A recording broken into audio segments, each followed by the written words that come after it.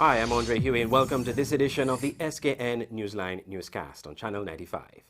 A tropical cyclone alert is in effect for the Leeward Islands and the British Virgin Islands. More in this report.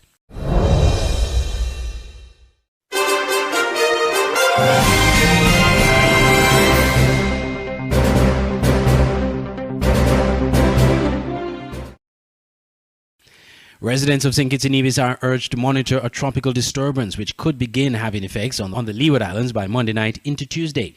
The tropical disturbance, according to a statement from the Met Office, could become a tropical storm near the area, hence the need for a tropical cyclone alert for the Leeward Islands and the British Virgin Islands.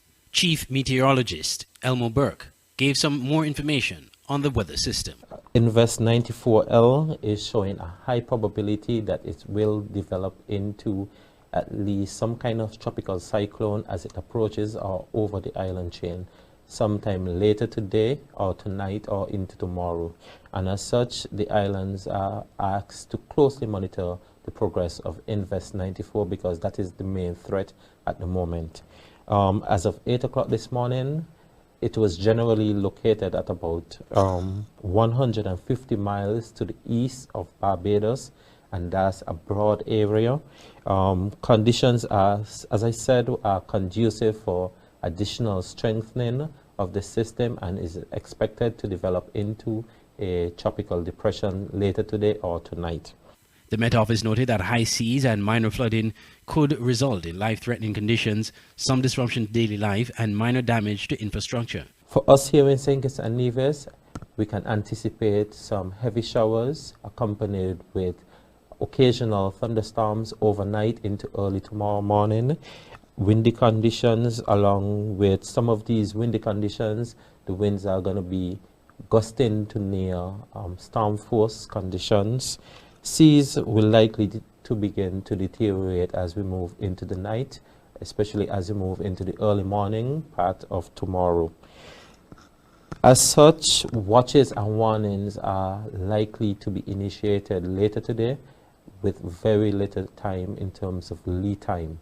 We are asking the general public to closely monitor the situation in the event if we have to initiate any watches or warning. At this moment, there isn't any watch or warning in place for us here in Skn Newsline. However, in the event that we have to issue any watch or warning, we're asking the general public to keep in tune to the Skn Met Service as well as NEMA for updates. All residents are urged to monitor the tropical disturbance and have their hurricane season plans ready in the event that quick action is required to safeguard life, property, and livelihood. Skn Newsline will provide more updates as it becomes available. I'm Andre Huey reporting for Skn Newsline. In the wake of criticisms over the return of cruise tourism in the Federation, Tourism Minister Lindsay Grant responded with explanations over the current situation. Skn Newsline's Glenn Bart reports. Tourism Minister Lindsay Grant responded to criticism regarding the operations of the Seabourn Odyssey and the said deprivation of business for independent taxi operators. Skn Newsline questioned the minister on the matter after several persons took to a radio talk show and expressed dissatisfaction over the return of cruise ship activity. On the Seabourn Odyssey visit only to a beach location, Minister Grant said the cruise line took a business decision in the interest of the package offered to their clients. They were to dock 1 week in Port Zante and 1 week over at Carambola. Okay? So 1 week on, 1 week off. However, because St. Kitts is the only country that is allowing a beach day, meaning that because of the facility at Carambola, they can lock off the institution, the company, and have a beach day, the cruise lines decided that they would do that because it was the only country on the 7-day itinerary was giving them the opportunity to do that. And so for them, it was a better sell in terms of what their guest experience was delivering. And that is what it is. It's a business decision by the Seabourn Odyssey. We were happy that they were coming here 1 week, 1 week off. But the moment that only St. Kitts was giving them that opportunity, and I think on the last day of the itinerary, they felt it was a wowing experience for their guests and preferred to take that route. And that is why we arrived at that. The tourism minister said the ministry and the tourism authority resisted the cruise line's intention of having only ship-designated tours. This arrangement would have kept independent taxi tour operators from getting clients when ships dock at Port Zante. When we were speaking to the other cruise lines, and they were indicating that they only wanted ship designated tours, we, as the St. Kitts Tourism Authority, indicated to them that was not going to work, because they had to find an opportunity for the independent taxi drivers and tour operators to make a living, who had not worked for 16 months. We went out there to bat for them. And every occasion when we are dealing with the cruise lines, first and foremost on our minds is the taxi and the tour operators and the providers, the small man as they call them, because we know how far that dollar goes. And so that is why we ended up with, originally in the first phase, 2 tours for the independents: the island tour and the panoramic tour. Correct? Island tour and the panoramic, 2 tours we carved out for the taxi and tour operators. And we said we would do that at 10 o'clock in the morning on one and 1 o'clock in the afternoon on the other. That is the extent that we went to ensure that the ship did not get all of the tours and organize it for themselves. We made sure that the St. Kitts Tourism Authority, in conjunction with the Ministry of Tourism, ensured that the taxi drivers and the tour operators were protected. Meanwhile, the return of cruise ships to Port Zante is delayed over issues involved with COVID-19 protocols, inclusive of the central issue of vaccination. Glenn Bart reporting for Skn Newsline.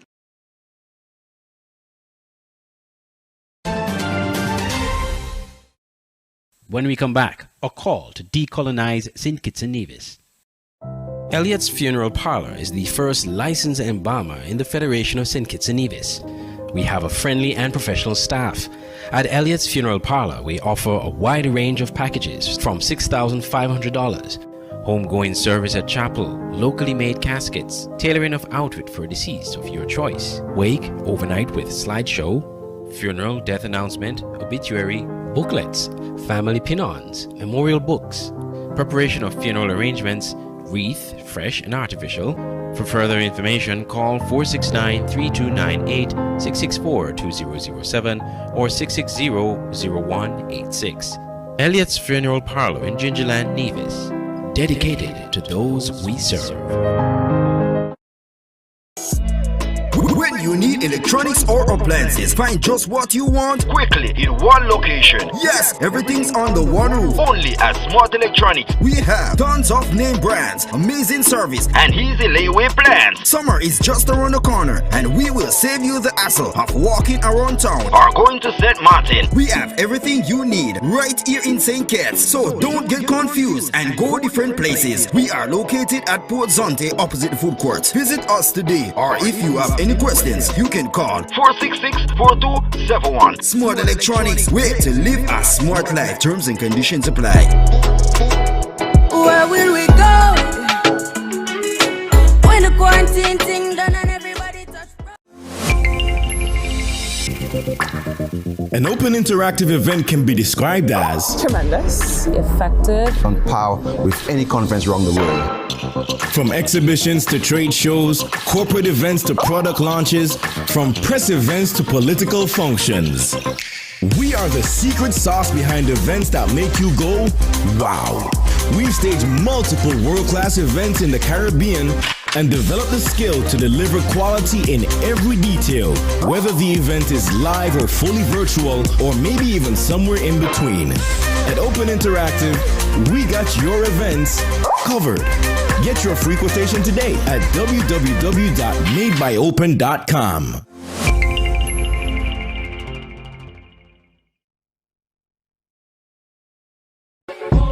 Auto Plus Car Wash, located on the College Street Gut, Bastyr, St. Kitts. Bring your car to Auto Plus Car Wash to remove water stains, wiper marks.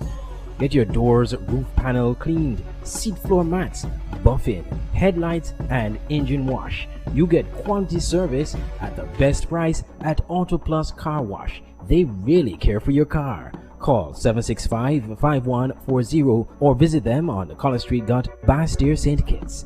Auto Plus Car Wash, where the service is number one.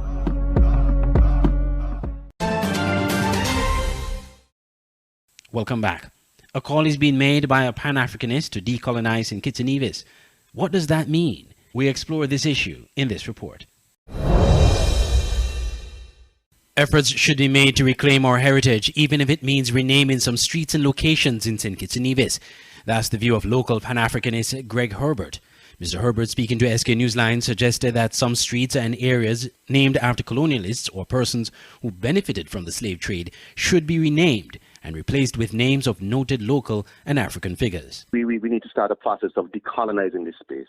Some of these place names, the street names and whatnot, should be named after people that are significant to our country. For instance, something like Port Zante, or main port of entry for tourism and all sorts of other things, is named after a place in Greece that has no significance to St. Kitts or Nevis.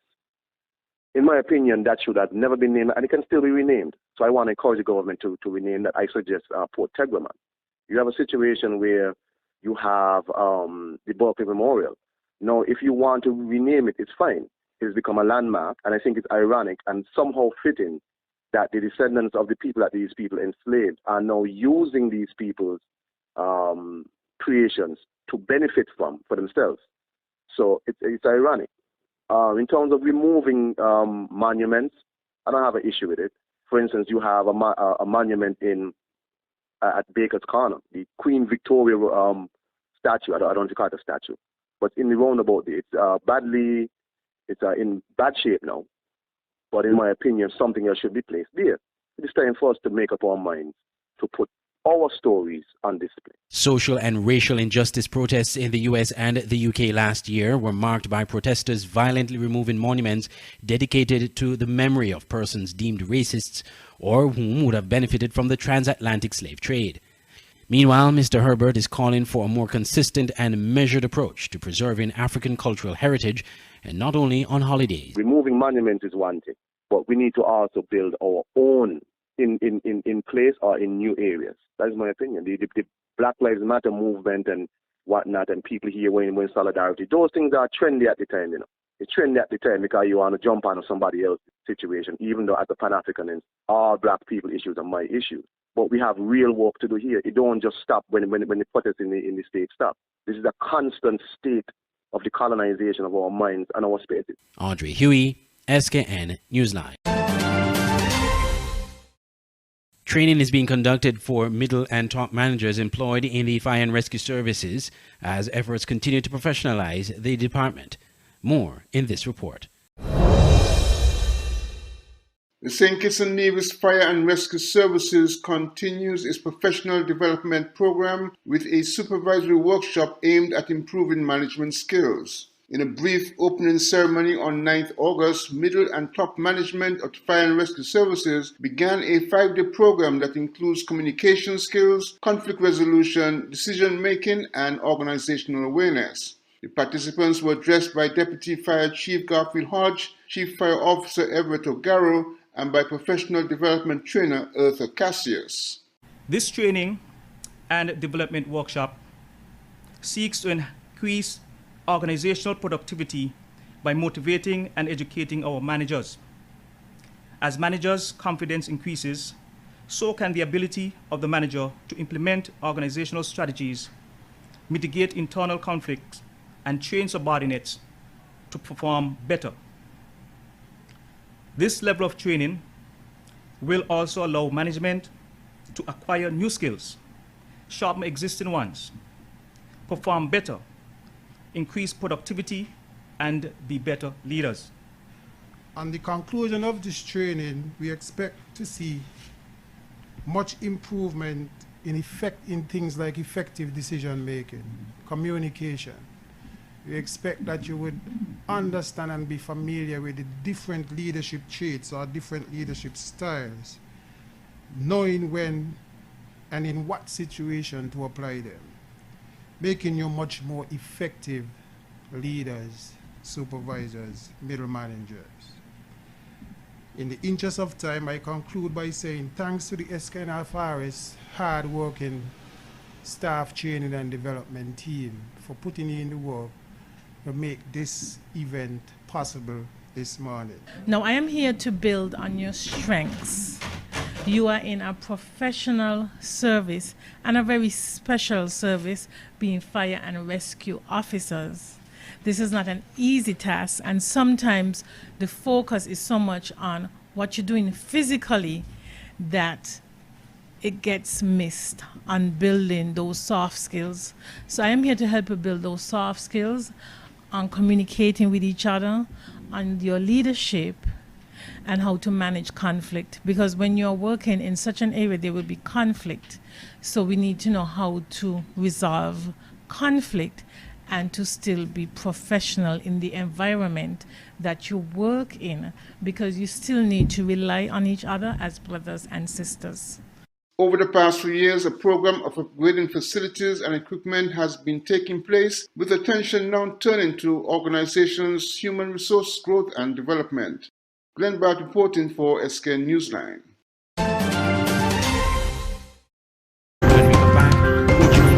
The Skn Newsline website now offers you more news. Log on to www.sknnewsline.com for local, regional, and international news. You can also watch the latest newscast and keep abreast with news in sports, all from sknnewsline.com. That's www.sknnewsline.com. News at your fingertips.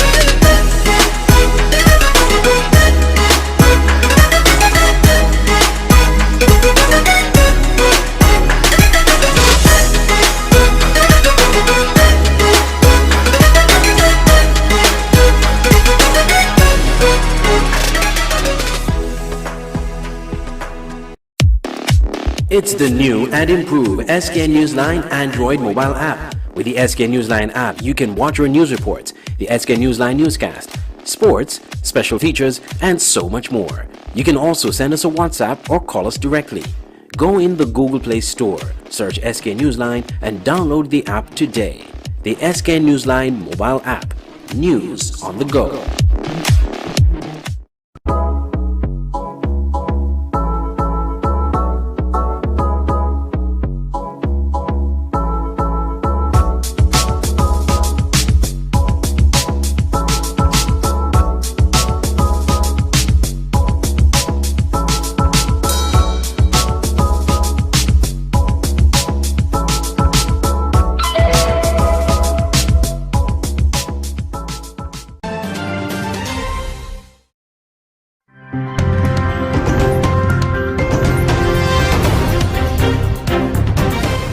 Welcome back. We turn our attentions now to regional news. There was chaos in the heart of St. John's, Antigua over the weekend as law enforcers had resorted to using tear gas to disperse a group of protesters who flagrantly disobeyed instructions to leave the area. The self-proclaimed freedom fighters had taken to the streets in protest over several grouses, including some COVID-19 safety measures. Tensions were high on Market Street on Sunday as over 100 protesters under the banner of the freedom fighters took to the streets for their voices to be heard. However, ABS understands protesters did not receive permission for the event. Officers donned in riot gear stood at the other end of the street. A stalemate began.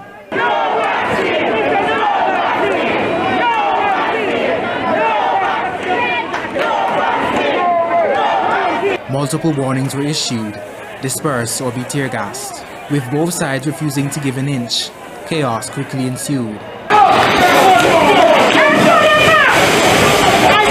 As the smoke from tear gas canisters blanketed the area, protesters were pushed further down Market Street, but not before returning fire with glass bottles and tossing the tear gas canisters back at the officers. They were pursued past Public Market to the bottom of Market Street.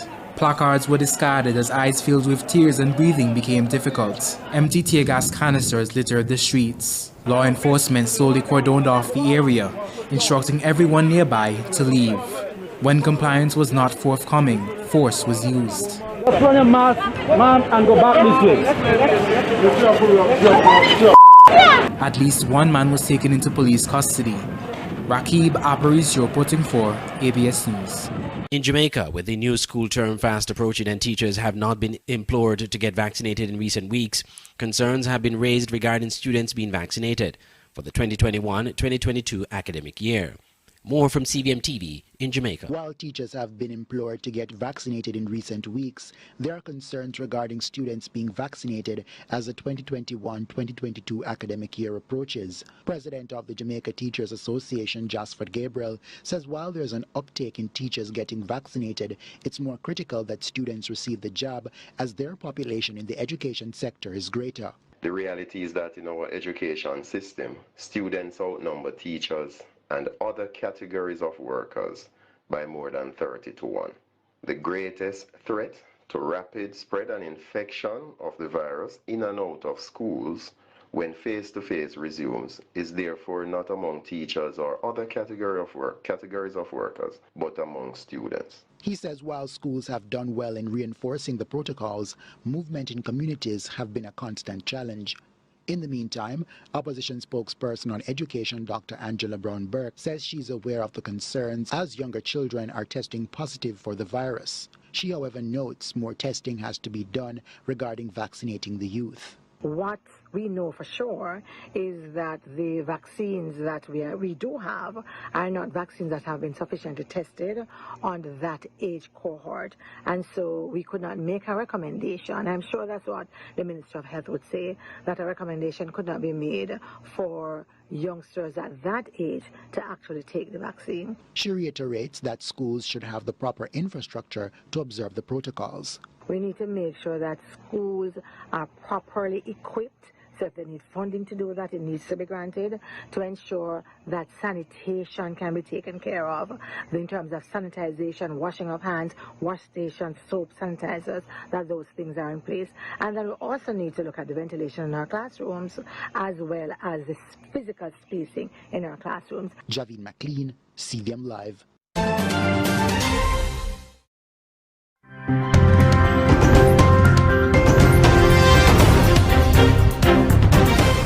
Four massive fires are out of control in Greece. The worst at the moment is on the country's second largest island of Evia. Elsewhere, thousands of people have been evacuated from villages north of Athens. One firefighter has died. Al Jazeera's Zain Basravi reports from Athens, Greece. The island of Evia has been burning for 6 days. While the fires around Athens have subsided, Evia's inferno is cutting across Greece's second largest island and dividing it in two. The sky in places is stained dark and red. Would-be saviors come from the air with planes and helicopters to douse the flames, and from the ground, where firefighters get as close as they can with their hoses.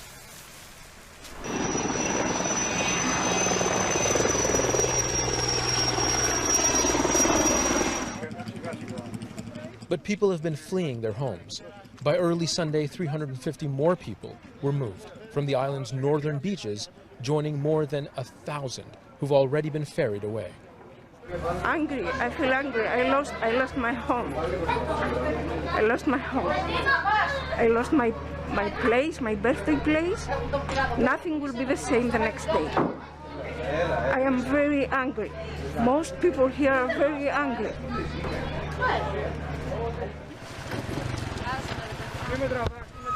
This elderly woman walking to safety did what she could to stop her home from meeting a similar fate.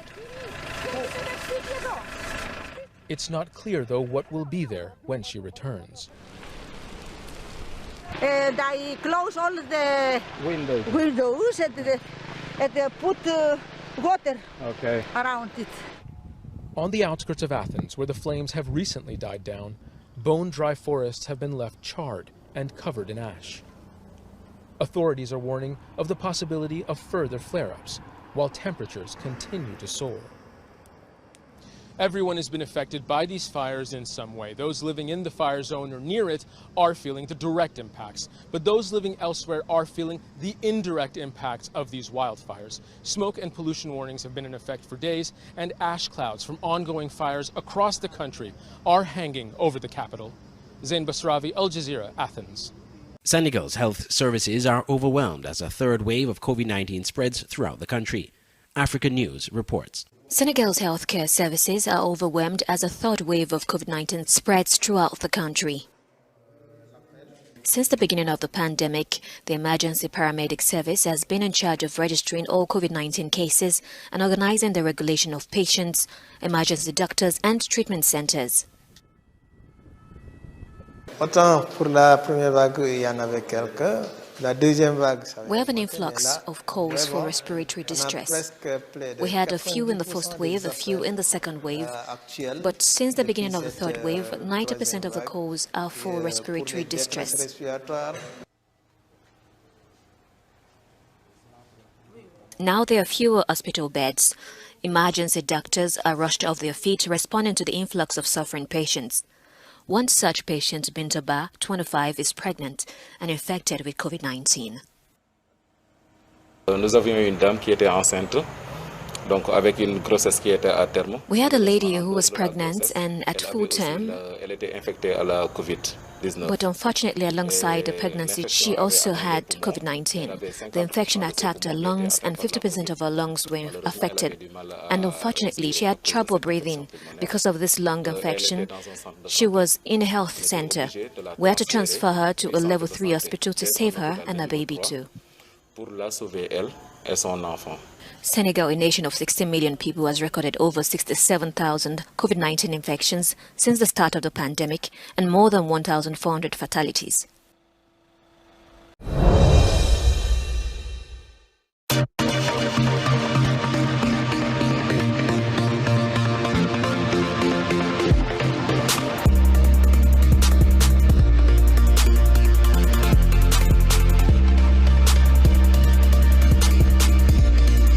The Tokyo 2020 Olympics have come to a close after 2 weeks of athletes competing. The latest edition was very different from the previous ones. Al Jazeera's Asad Beg takes a look back at the Olympics. Fireworks mark the end of what has been a challenging Olympic Games. The COVID-19 pandemic has meant no fans inside stadiums or other venues, and strict health conditions for athletes to stop any potential spread of the virus. Despite these measures, there were more than 400 infections related to the Games. But I think we can already now say with confidence that we have experienced a very successful Olympic Games. Considering all the uncertainties we had over the last 2 years, whether these Olympic Games, whether we could make them happen at all. But they weren't without controversy. One of the game's biggest stars, US gymnast Simone Biles, pulled out of several events citing her mental health. She returned to win a bronze medal. Yeah, well, to bring the topic of mental health, I think it should be talked about a lot more, especially with athletes, because I know some of us are going through the same things and we're always told to push through it, but we're all a little bit older now and we could kind of speak for ourselves. But at the end of the day, we're not just entertainment, we're humans. There was also a podium protest by US shot putter Raven Saunders, the X symbolising what she said was the intersection where all people who are oppressed meet. The US topped the medal table with 39 golds ahead of China, but Japan got a record medal haul, ranking third. Russia was banned from the Games for breaking anti-doping rules, but its athletes competed under the Russian Olympic Committee. They came fifth. The Olympic flag was handed over to Paris, with the hope the next Olympics in 3 years will be pandemic-free. Asad Beg, Al Jazeera. Well, Philip Crowther is the AP correspondent in Tokyo. He says these Olympics will go down in history as the pandemic games. Probably a closing ceremony unlike any other as well. Very subdued, much like the opening ceremony was as well. We just had a very short fireworks display, as was to be expected from a closing ceremony that wasn't really a celebration of what had gone before. It was a little bit more reflective and was very respectful actually towards the athletes, because after all, the athletes were pretty much the only people inside of this Olympic stadium, alongside some officials and journalists, of course. The athletes who were remaining here in Tokyo, and there weren't that many because most of them had to leave Tokyo after 2 days after their competitions. Well, they got together on the field of play here in the Olympic Stadium, and they were essentially feeling the gratitude there from organizers for turning up and for performing. These Olympic Games in Tokyo will always be marked by the coronavirus pandemic. First of all, simply because we had an Olympic Games here called Tokyo 2020 taking place in the year 2021. They were postponed, of course, by a whole year, and that still didn't really do it, because not a single person, not a single spectator was allowed to enter this Olympic Stadium or any other sporting venue here in Japan. In the end, that Olympic bubble, as it is called, that group of athletes, coaches, officials and journalists who were not supposed to have any contact really with the local population, that Olympic bubble appears to have remained intact. There was no major outbreak, new outbreak I should say, of positive COVID-19 cases, though they have been going up steadily here in Tokyo. That's very much the backdrop, if not the centerpiece, of these Olympic Games here in Tokyo. An emotional Lionel Messi broke down in tears as he bid his final goodbye to Barcelona at a news conference on Sunday. The Argentinian star says he did not want to leave the football club. FC Barcelona, also known as Barca, says it can't keep Messi with the team due to salary cap constraints in the Spanish league. He's now in talks with Paris Saint-Germain, but nothing is finalized as yet. The cash-rich PSG is one of the few clubs able to afford the Argentinian, who confirmed he's leaving the club where he has played his entire career. More from Al Jazeera. Lionel Messi started crying before he even started speaking at his farewell ceremony. 3 days after Barcelona said they could no longer afford to keep him, he confirmed he was leaving and was given a standing ovation by the media and several of his teammates, past and present. In these last few days, I was thinking about what I would say today, but to be honest, I couldn't come up with anything. I was blocked like I am right now. I was convinced I would stay. Thousands of fans gathered at Barcelona's stadium to say goodbye to their hero, who joined them 21 years ago at the age of 13. Since then, he's won 35 titles, scored a club record 682 goals, and has been crowned the world's best player an unprecedented 6 times. Messi had agreed to take a pay cut to stay, but Barcelona still can't make it work, they say, because of salary cap rules in the Spanish league. I cannot talk for the club. The president says they cannot renew my contract due to La Liga. I can only say that I did everything possible to stay here. Now without a club or a contract, Messi is currently the most sought-after free agent in history. Paris Saint-Germain, one of the few clubs who can afford him, are now favourites to sign him for a reported $35 million a season. One French newspaper is saying he's due in Paris for a medical within 48 hours. PSG is a possibility. I do not have anything arranged with anybody, though. I had calls from several clubs, but nothing's confirmed. It's certainly the end of an era, but not the end of Messi's career. The 34-year-old Argentinian says he's going to carry on competing for as long as he can. David Stokes, Al Jazeera. This has been the Skn Newsline Newscast on Channel 95. If you want more on these stories, you can visit our website at www.sknnewsline.com. From all of us here at Skn Newsline, I'm Andre Huey. Thank you for watching.